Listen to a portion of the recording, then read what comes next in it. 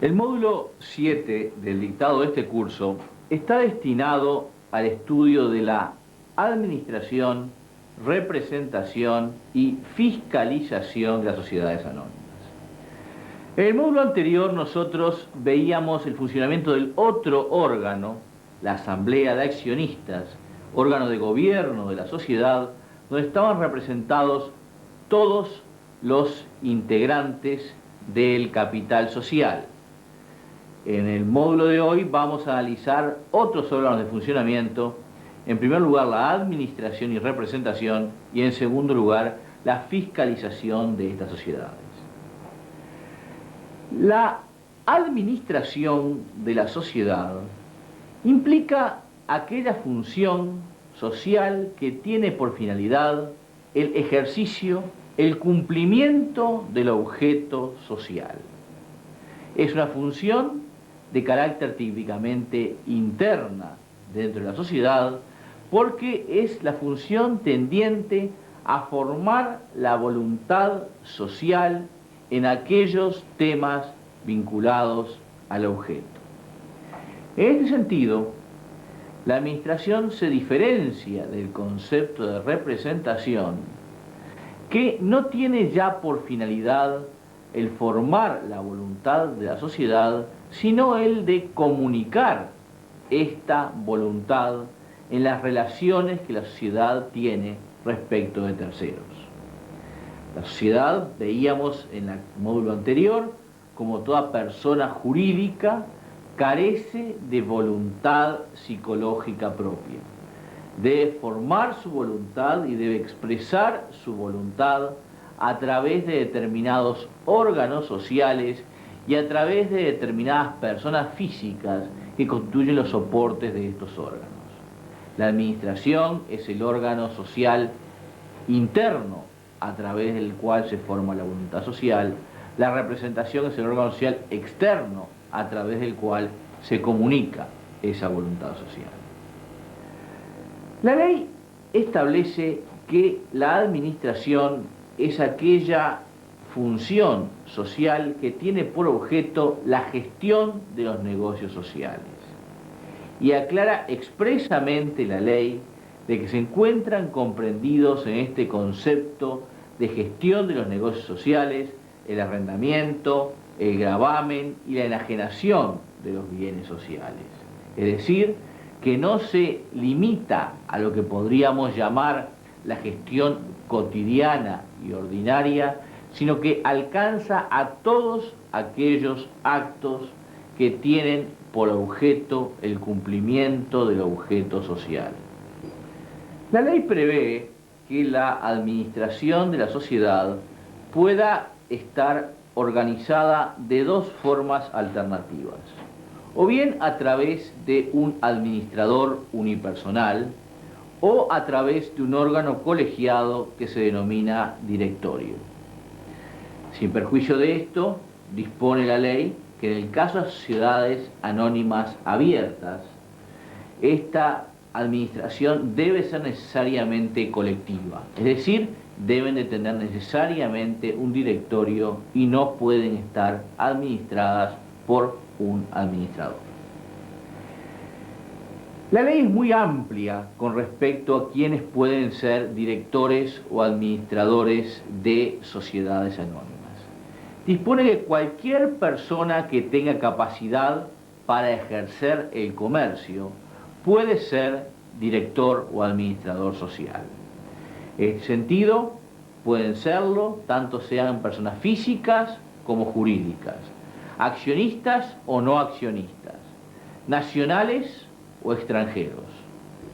Es importante tener presente que, a diferencia de lo que ocurre con otros regímenes de derecho comparado, nuestra ley admite que puedan ser directores de sociedades anónimas los extranjeros, aun aquellos que no tengan residencia o estén instalados en el país.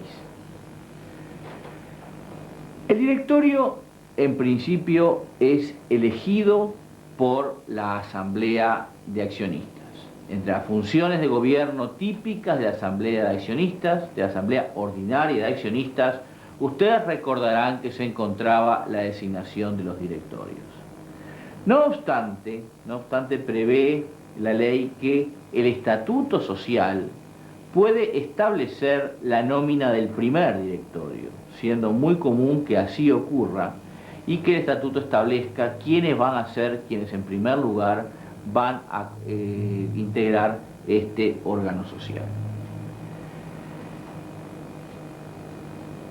Prevé además la ley, y este es un tema importante, que puedan elegirse los directores por series de acciones, y esto merece una explicación adicional. El principio general es que los directores se elijan, como decíamos, por la Asamblea de Accionistas y que la misma tome la decisión respecto a la designación de directorios por simple mayoría. Es decir, que en una sociedad anónima en la cual no exista ninguna previsión estatutaria especial, la mayoría del capital social es la que tiene la facultad de designar a la totalidad de los integrantes del órgano de administración. No obstante, es posible, y muchas veces así ocurre, que se pacte expresamente en el estatuto social un mecanismo de designación de directores por los accionistas minoritarios. El mecanismo más usual para lograr este propósito es establecer series de acciones. Por ejemplo, establecer en un directorio de 5 miembros que la serie A tendrá derecho a la designación de 3 directores y la serie B tendrá derecho a la designación de 2 directores. De este modo se logra el funcionamiento de un directorio integrado por representantes de las mayorías y de las minorías. El directorio en principio es un órgano de duración limitada. El estatuto generalmente establece cuál es el plazo de duración del mandato de los directores. Si el estatuto nada estableciera, la ley suple esta carencia diciendo que durarán en sus funciones un año. No obstante, el legislador prevé que la administración social no puede quedar nunca acéfala. Es decir, que vencido el plazo del año del mandato del administrador, si la asamblea de accionistas no hubiera designado a quienes habrá de sustituirlo, el mandato se prorroga hasta que los nuevos directores tomen posesión de sus cargos. La ley no establece tampoco ningún tipo de restricción en cuanto a la reelección de los directores. De ahí que es posible que la asamblea de accionistas reelija sucesivamente y en forma continuada a las mismas personas para ocupar el cargo de director. La ley prevé que la cesación de los directores se produzca por expiración del plazo para el cual fueran designados, con la salvedad de que no podrá quedar vacante el cargo y de esperarse que ocupen el cargo los sustitutos, por muerte del director, por incapacidad, inhabilitación o incompatibilidad superviniente, por renuncia del director a su cargo. La renuncia de los cargos de directores debe ser previamente aceptada por la sociedad para que se haga efectiva, por remoción del director.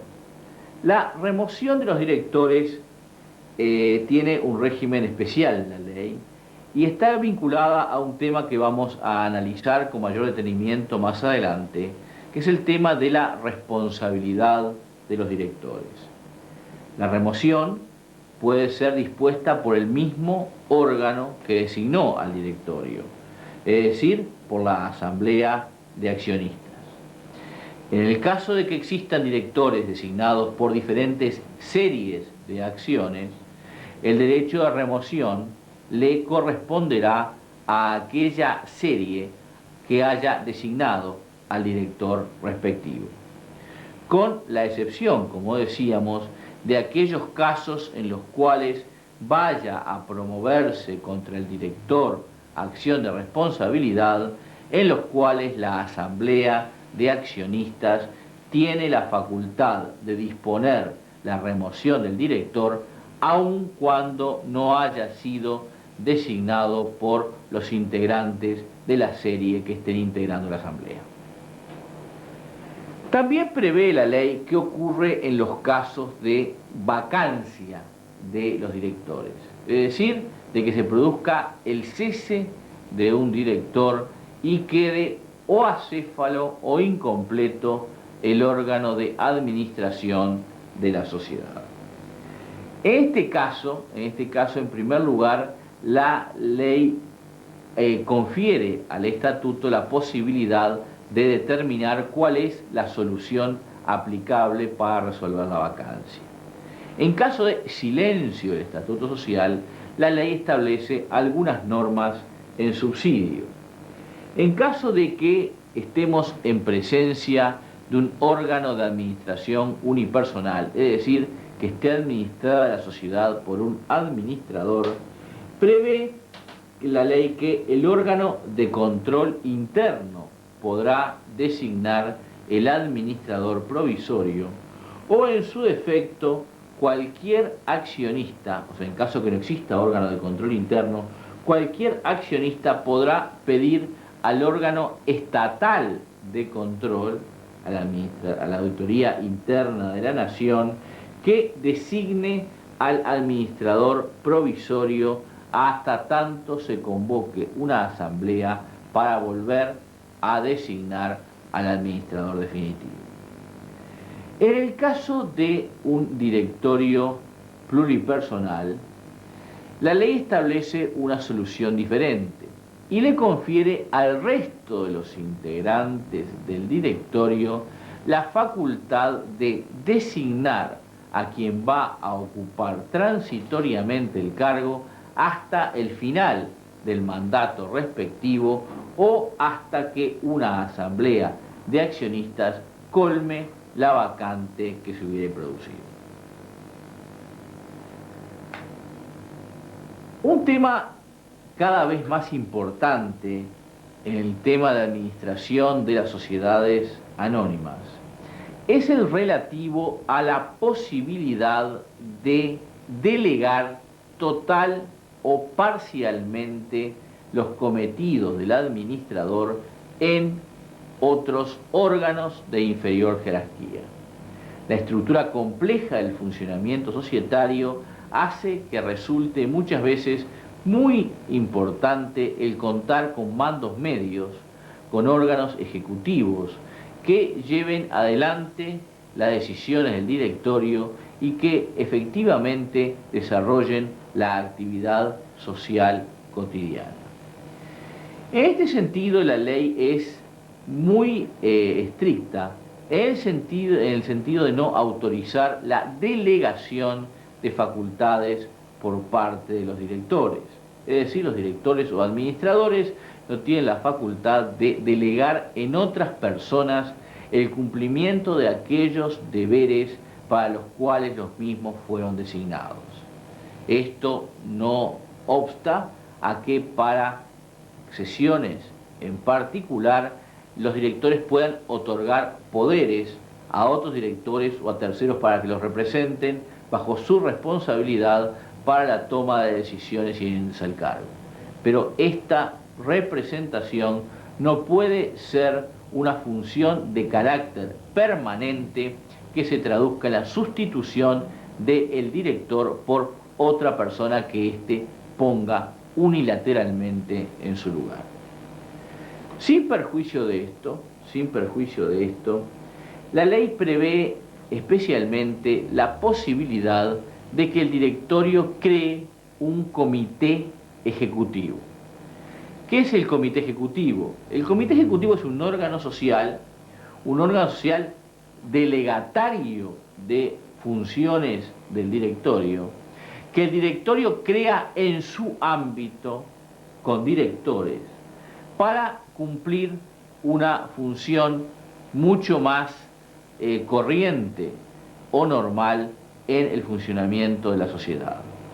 Generalmente es un órgano más reducido, con pocos integrantes, que realiza un seguimiento cotidiano de los negocios sociales. Esto sin perjuicio de la facultad, obviamente, que tiene el directorio de designar gerentes. No obstante, en este caso ya no estamos en presencia de órganos sociales, sino que estamos en presencia de empleados sometidos a una relación de subordinación cuyo vínculo con la sociedad proviene no ya de una relación estatutaria, sino de un contrato de trabajo. Un tema de particular interés es el relativo a la remuneración de los administradores. En este punto, el legislador ha querido establecer un mecanismo tendiente a evitar que a través de remuneraciones los administradores, los accionistas mayoritarios obtengan un retorno de su participación social en perjuicio del derecho al dividendo de las minorías. Para esto, la ley establece un límite a las remuneraciones que la sociedad puede aprobarle a los directores o administradores. Este límite se fija en el 25% de la utilidad neta de la sociedad, en el caso de un directorio pluripersonal, y el 10% de la utilidad neta de la sociedad en caso de un administrador único. Se encuentran excluidos de este límite aquellas retribuciones que reciban los directores por el cumplimiento de funciones técnico-administrativas de carácter permanente dentro de la sociedad. Es decir, cuando el director es gerente o es asesor o cumple cualquier otra función de carácter permanente dentro de la estructura social, la remuneración que percibe por este concepto no está alcanzada por dicho límite. Este límite alcanza, en cambio, a aquellas retribuciones que reciben los directores o administradores por su actividad como tales, es decir, por el cumplimiento de las funciones típicas de administración social, de gestión de los negocios sociales. Pero la ley da una vuelta de tuerca más y establece que cuando la sociedad no distribuya dividendos, y ustedes recordarán de que el derecho al dividendo estaba supeditado no solamente a la existencia de utilidades sociales, sino a una decisión social de distribuirlo. Cuando no se distribuyan dividendos, ese límite fijado por la ley se reduce al 5% de la utilidad neta de la sociedad. Y dispone además la ley que cuando la distribución de la utilidad es parcial, el porcentaje de la utilidad neta a ser fijado como límite de la retribución de los directores se va a prorratear en función del porcentaje de utilidades distribuidas. Vamos a tratar de aclarar esto con un ejemplo. Supónganse que cuando se distribuye el 100% de la utilidad social, nos dice, en el caso del directorio pluripersonal, que el límite de retribución de los directores es el 25% de dicha utilidad. Cuando no se distribuye nada, cuando se distribuye el 0%, me dice la ley también, que el límite de retribución del directorio es el 5% de utilidad social. En el medio, cuando se distribuyen parcialmente las utilidades, la utilidad podrá ser, por ejemplo, el límite podrá ser, por ejemplo, del 21% de la utilidad cuando se distribuye el 80% de la misma, del 17% cuando se distribuye el 60%, del 13% cuando se distribuye el 40%, o del 9% de las utilidades cuando solamente se distribuye el dividendo mínimo obligatorio del 20% de la utilidad neta de la sociedad. Como todo órgano colegiado, el directorio de la sociedad tiene determinados mecanismos de funcionamiento. En primer lugar, su convocatoria. Con respecto a la convocatoria del directorio, en principio el directorio es convocado por su presidente. Corresponde al presidente la convocatoria del directorio, a instancias propias o a instancias de cualquiera de los directores. Pero prevé la ley de que si solicitada la convocatoria por un director, esta no fuera realizada por el presidente en un plazo de 5 días, el director pasa a tener directamente la posibilidad de convocatoria del directorio. Un tema que ha planteado discusiones es el relativo al lugar de celebración de las reuniones. Ustedes recuerdan que en el caso de las asambleas de accionistas, la ley disponía que debían ser realizadas en el lugar del domicilio de la sociedad. En el caso del directorio, la ley no contiene ninguna disposición, lo cual plantea la duda de si pueden realizarse en una localidad distinta o si pueden, por ejemplo, ser realizadas en el exterior. Personalmente, pensamos que en ausencia de una restricción legal expresa, no existe inconveniente alguno para que se prevea la posibilidad de designación, de realización de estas reuniones en un lugar diferente al del domicilio social. Otro tema interesante para destacar es el relativo a los quórum de asistencia y de voto. Ustedes recuerdan que el quórum de asistencia es aquella presencia mínima de integrantes del órgano que es necesaria para que el mismo pueda actuar, pueda funcionar regularmente. En cambio, el quórum de voto es el número mínimo de voluntades favorables a una moción que resulta necesario para que se pueda adoptar una decisión válida. En el caso del directorio, la ley establece que deberá sesionar con la presencia de la mitad más uno de sus integrantes. Es decir, que el quórum de asistencia de un directorio es la mitad más uno.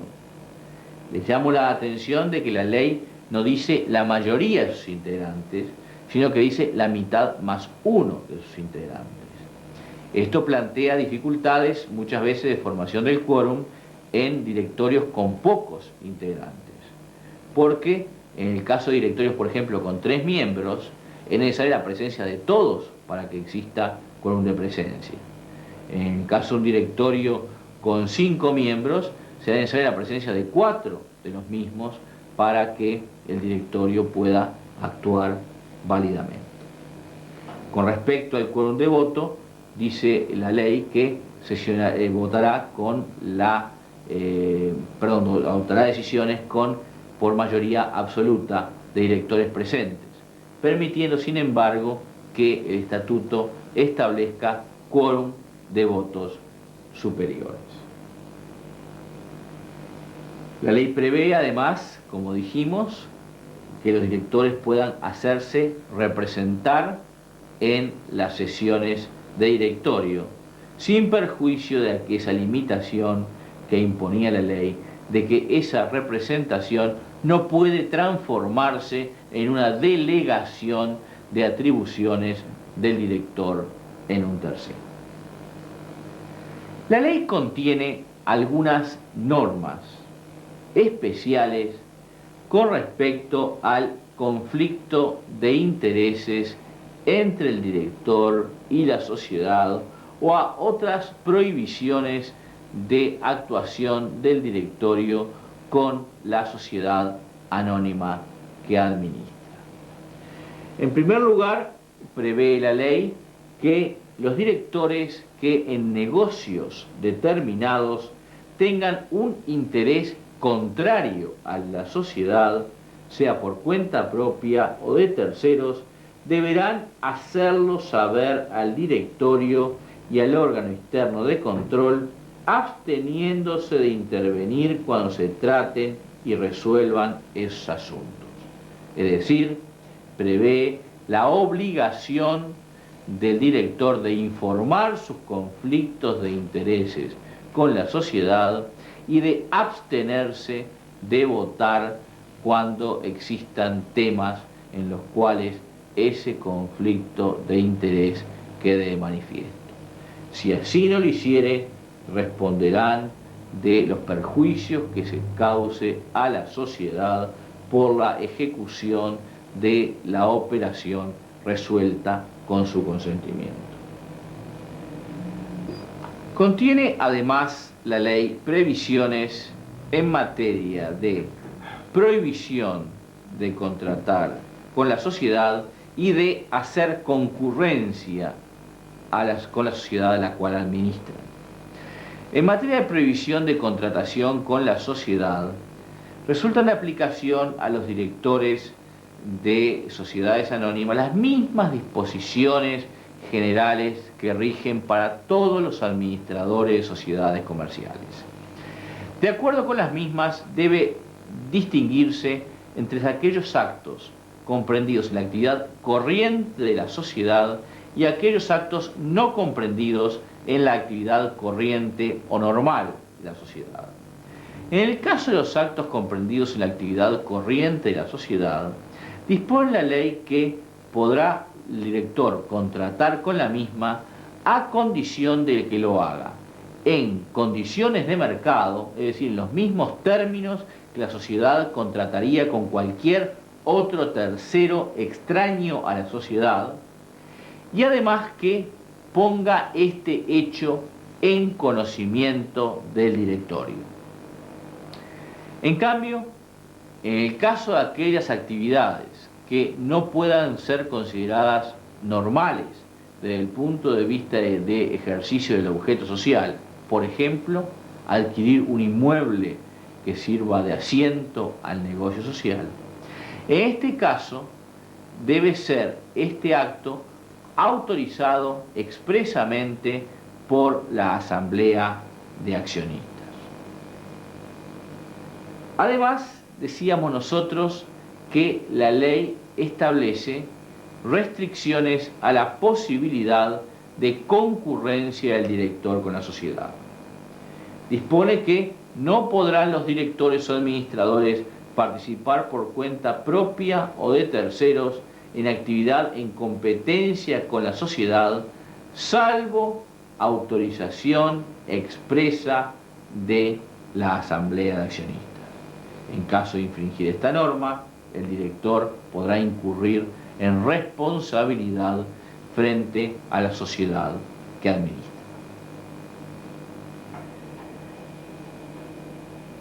Nosotros decíamos que la administración tiene por efectos formar la voluntad interna de la sociedad.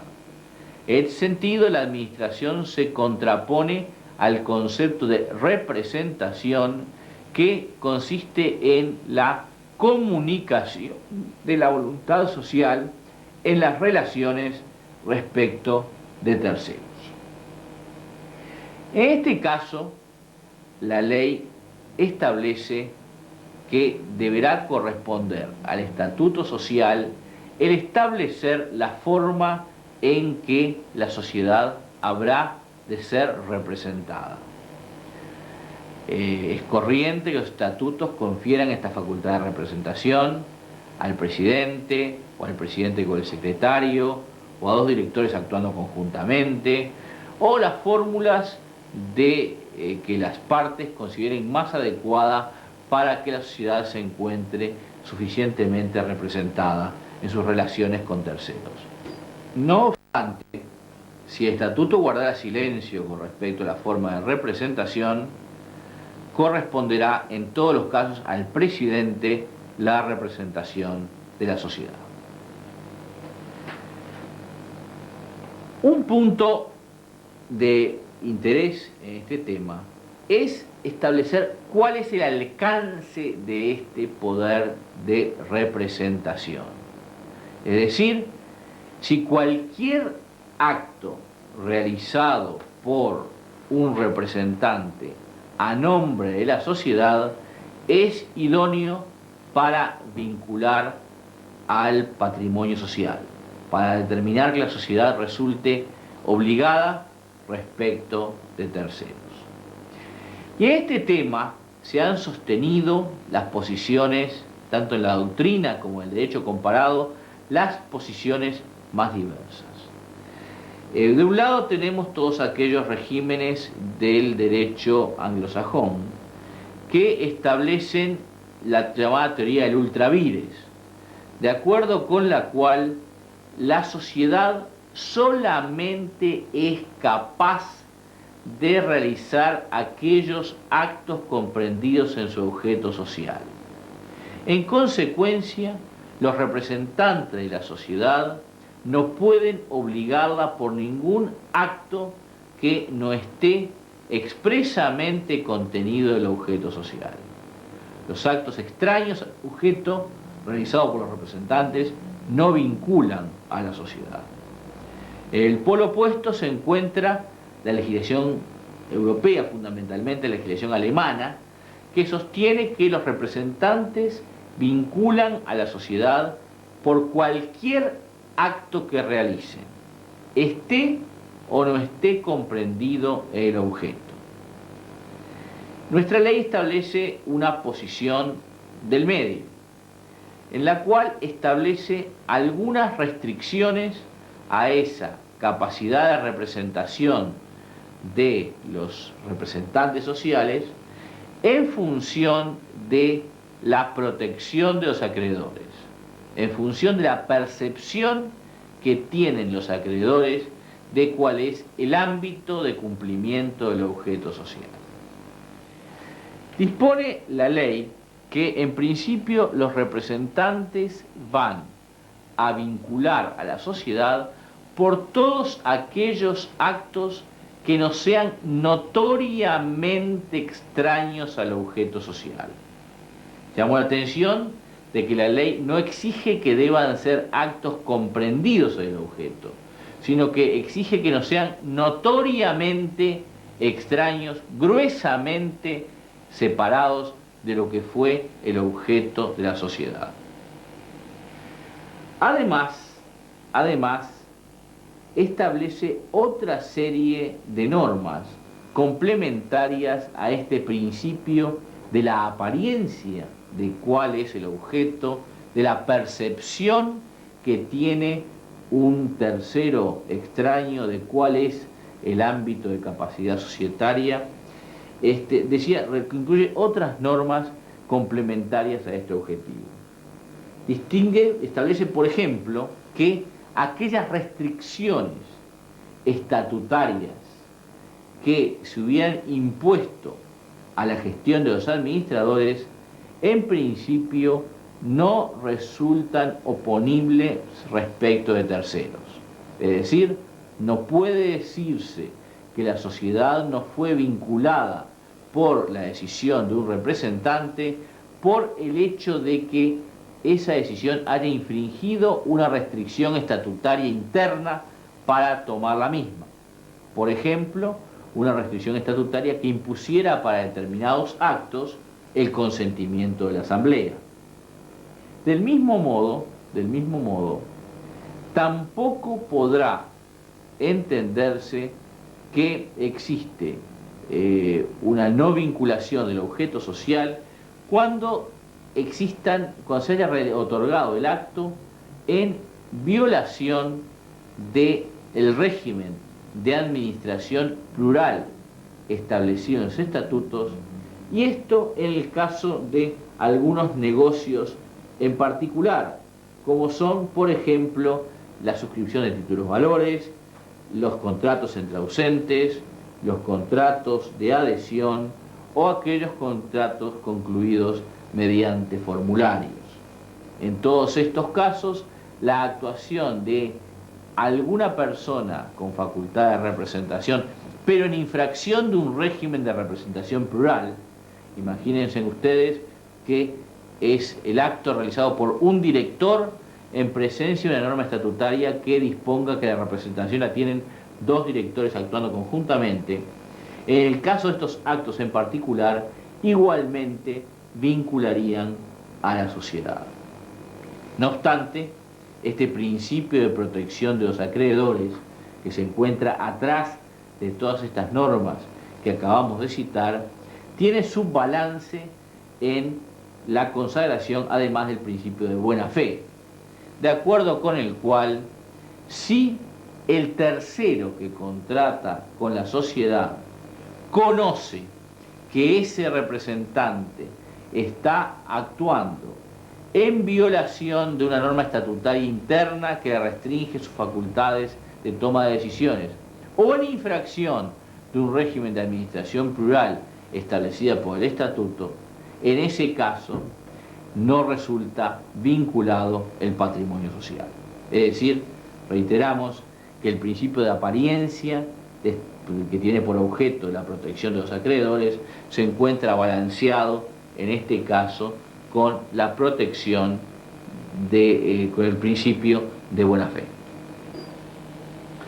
La ley establece un régimen especial de responsabilidad de administradores y representantes de sociedades anónimas.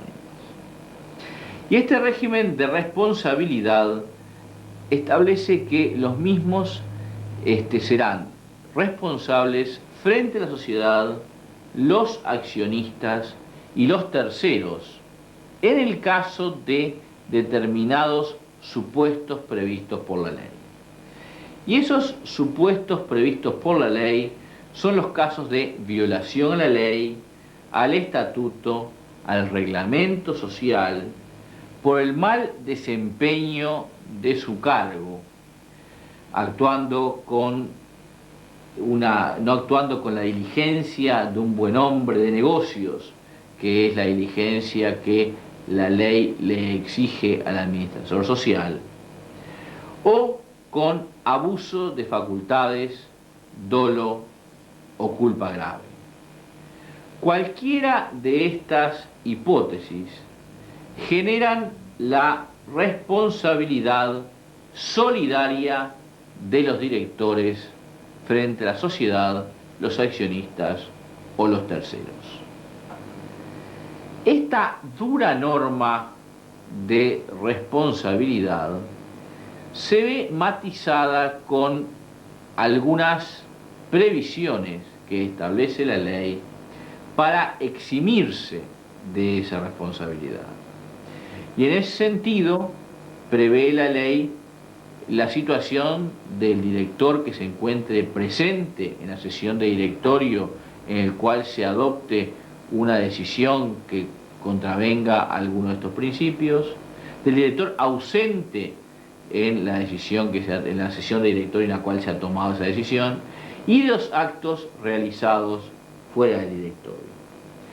En el caso de que el director se encuentre presente en el acto en el cual se adopta por el directorio una decisión que contraviene algunos de estos principios generadores de responsabilidad, la ley impone que el director que no se encuentre de acuerdo deba votar en contra y deba dejar constancia en acta de su oposición a la decisión y comunicarlo fehacientemente a la Asamblea Social en un plazo no mayor de 10 días a partir de la decisión tomada.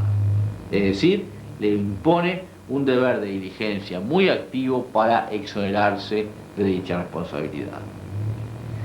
En el caso del director que estuvo ausente en la sesión de directorio en el cual se hubiera adoptado dicha decisión contraria a alguna de las normas generadoras de responsabilidad, la ley le impone al director que en la primera sesión de directorio que tome conocimiento de la decisión tomada, actúe en la forma que le imponía la actuación al director presente, es decir, que promueva la revocación de esa decisión, deje su constancia en actas de su criterio opuesto a la decisión tomada y realice las comunicaciones pertinentes.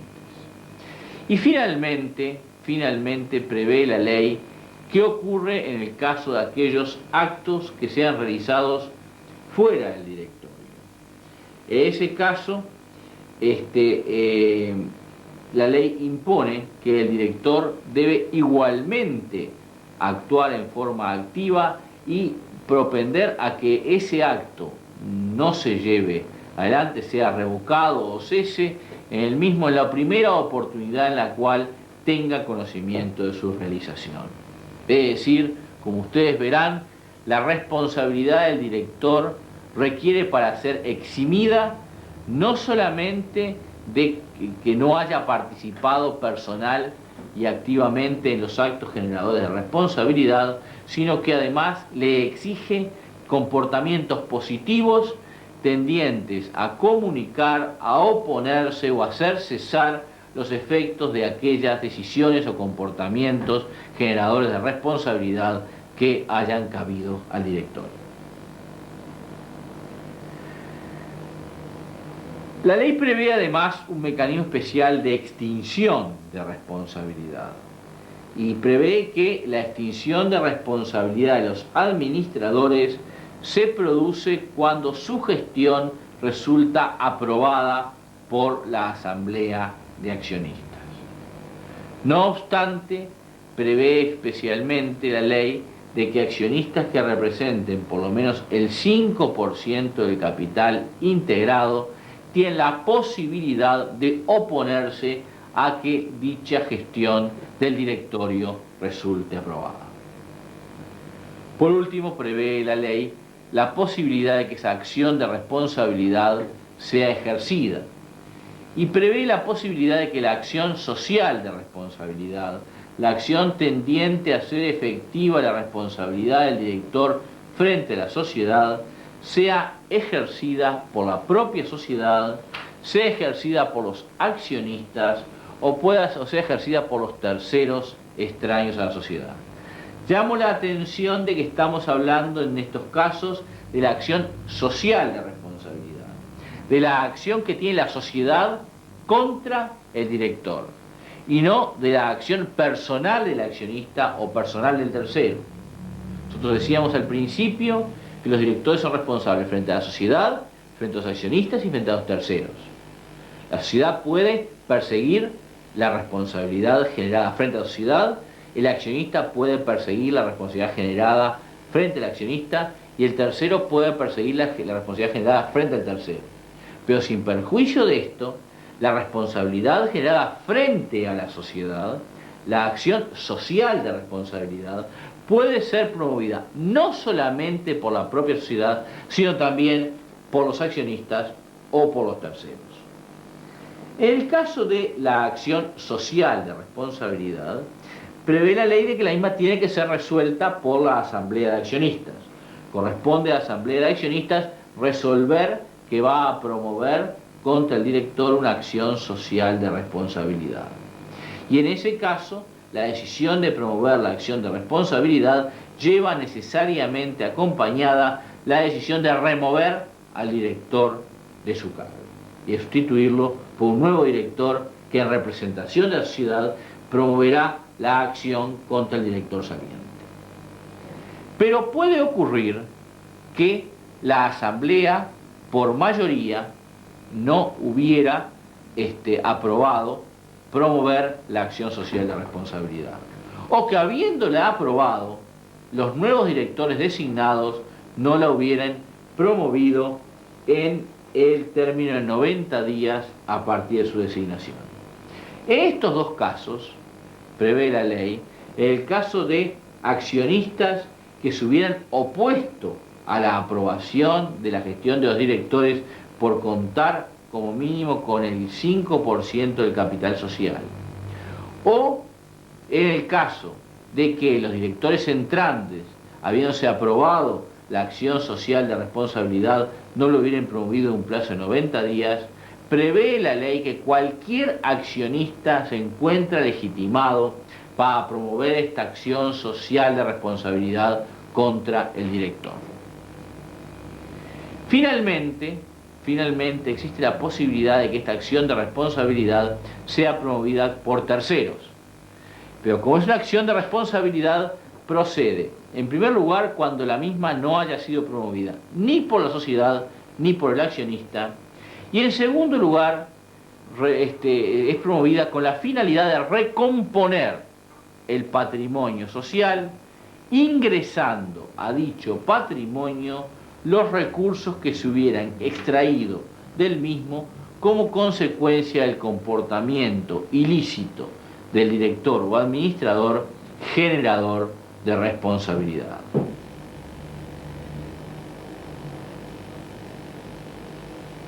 El último de los temas que queremos abordar en el módulo de hoy es el relativo a la fiscalización interna o fiscalización privada de la sociedad.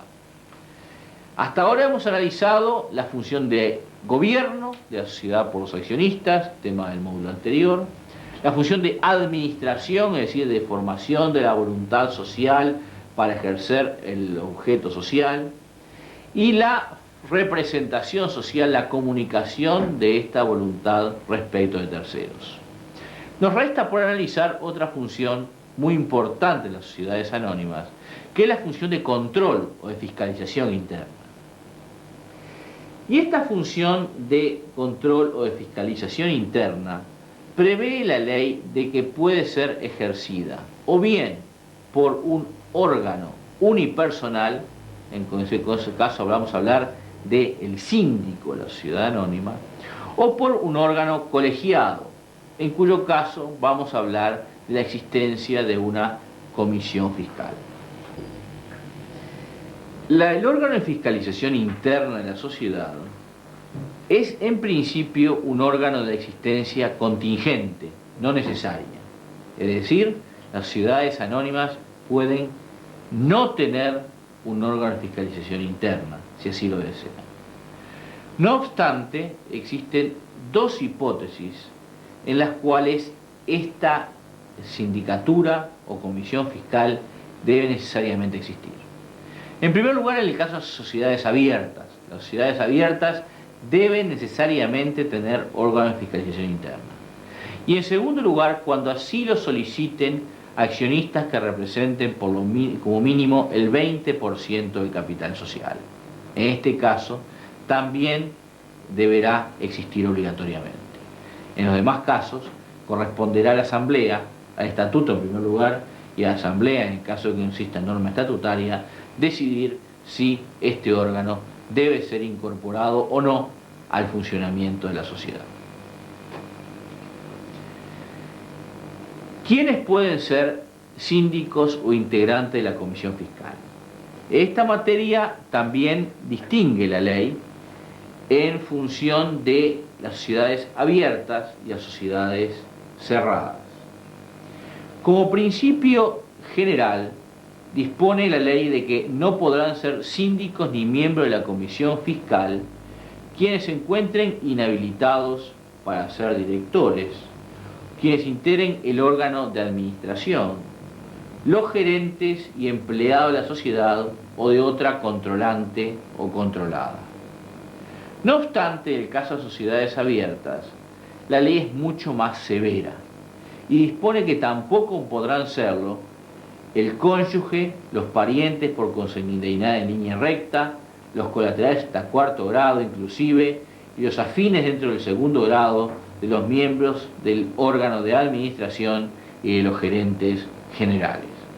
Con lo cual, lo que busca fundamentalmente la ley es preservar la independencia de este órgano de control, de modo tal de que pueda cumplir en forma eficiente y sin ningún tipo de conflicto de intereses las funciones que le son propias.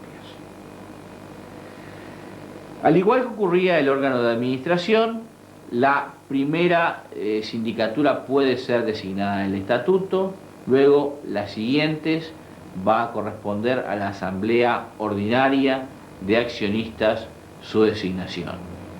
Esta designación, en principio, al igual que ocurría con el órgano de administración, es realizada por mayoría, es decir, corresponde a la mayoría del órgano de asamblea designada al órgano de fiscalización interna, sin perjuicio que los estatutos pueden establecer un mecanismo diferente de designación, en el cual las minorías se encuentren igualmente representadas.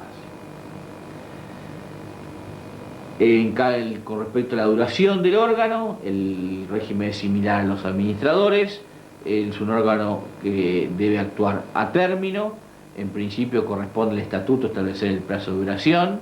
En caso de omisión del estatuto, el plazo será de 1 año y permanecerá en funciones hasta que tomen sus funciones el nuevo órgano de fiscalización interna que habrá de sustituirlo. La cesación de los síndicos o integrantes de la comisión fiscal se produce por expiración del plazo, incapacidad, inhabilitación, incompatibilidad superviniente para ejercer el cargo, renuncia, remoción. Incluye además la ley una causal especial de determinación de la actuación del síndico o de la comisión fiscal en caso de no asistencia a las reuniones propias del órgano o de los demás órganos sociales que debe controlar. Dispone la ley de que el integrante de la comisión fiscal que el plazo de 1 año falte a la tercera parte de las reuniones que realice la propia comisión fiscal o aquel síndico o miembro de la comisión fiscal que falte a las reuniones de asamblea o a una tercera parte de las reuniones de directorio de la sociedad, quedará automáticamente separado de su cargo. Es decir, se trata de una sanción muy grave contra la negligencia del órgano de fiscalización interna de realizar un control del funcionamiento de los órganos sociales que es propio de él mismo. Las normas en materia de vacancia y de remuneración no ofrecen demasiadas peculiaridades para su análisis y sustancialmente recogen el mismo principio que habíamos visto para los directores y administradores. Con respecto a la remuneración, la remisión a la norma de administradores la realiza la ley, sin perjuicio de decir que la sindicatura en principio es una actividad remunerada, es decir, de que corresponde al síndico la percepción de retribuciones por el cumplimiento de su cargo, y yo diría que la única forma de que no se apruebe o no perciba el síndico o los integrantes de una comisión fiscal retribuciones por su función como tales es que expresamente renuncien a las mismas. La ley impone una nómina o una cantidad muy grande de obligaciones o de tareas a la sindicatura. Tareas que pueden agruparse en rasgos generales en tareas de control de la administración y gestión social, tanto sea a través de examen de libros y documentos, verificación de estados contables y todas las tareas de control interno del funcionamiento social. Como decíamos, examen y verificación de estados contables, asistencia a los órganos sociales, a las sesiones de asamblea, a las reuniones de directorio, con la sanción muy grave que habíamos visto en caso de omisión de asistencia, suministro de información a los accionistas, previendo la ley de que accionistas que representen no menos del 5% del capital integrado podrán requerir en cualquier momento al órgano de fiscalización interna información sobre las materias que sean de su competencia, investigación de las denuncias que se hagan a la sociedad y además una cantidad, yo diría, muy grande de facultades específicas que le confiere la ley, tales como controlar las garantías que constituyen los directores, convocar a la asamblea en determinadas circunstancias, fiscalizar la liquidación social en caso de disolución social, pronunciarse en caso de modificación del contrato o emisión de obligaciones, pronunciarse en caso de retención del dividendo mínimo obligatorio, facultad de consultar a los auditores independientes, derecho de fiscalizar ejercicios anteriores, etc. Como ustedes ven, la carga de trabajo que el estatuto le impone al síndico o al integrante de la comisión fiscal es muy ardua. Por último, la ley establece también un sistema de responsabilidad para los integrantes de este órgano de fiscalización interna. Y en principio van a ser solidariamente responsables entre sí, en caso de órganos colegiados, por el incumplimiento de las obligaciones y deberes a su cargo y por la veracidad de sus informes. Decíamos que si se trata de una comisión fiscal, la responsabilidad va a ser solidaria entre sus integrantes. La responsabilidad se hace efectiva por designación, por decisión de la Asamblea, e importa la remoción de los integrantes de la comisión fiscal o de la sindicatura, al igual que habíamos visto que ocurría con el caso de los directores o administradores. Sin perjuicio de esto, la ley establece una norma especial de responsabilidad y establece la responsabilidad solidaria del órgano de fiscalización interna con el órgano de administración. ¿Cuándo? Cuando el órgano de administración sea responsable por perjuicios causados a la sociedad y pueda entenderse que el daño no se hubiera producido si el órgano de fiscalización interna hubiera actuado de conformidad con las obligaciones impuestas a su cargo. En este caso, el órgano de fiscalización interna no es responsabilidad por acto o hecho propio, sino que va a ser responsable solidariamente, conjuntamente con el directorio, por la negligencia en haber controlado eficientemente el cumplimiento de este órgano. Bueno, con esto queda terminado el tema de fiscalización interna y con el mismo el análisis de los principales órganos de funcionamiento interno de la sociedad: Asamblea, Administración, Representación y Fiscalización interna de la misma. Nada más.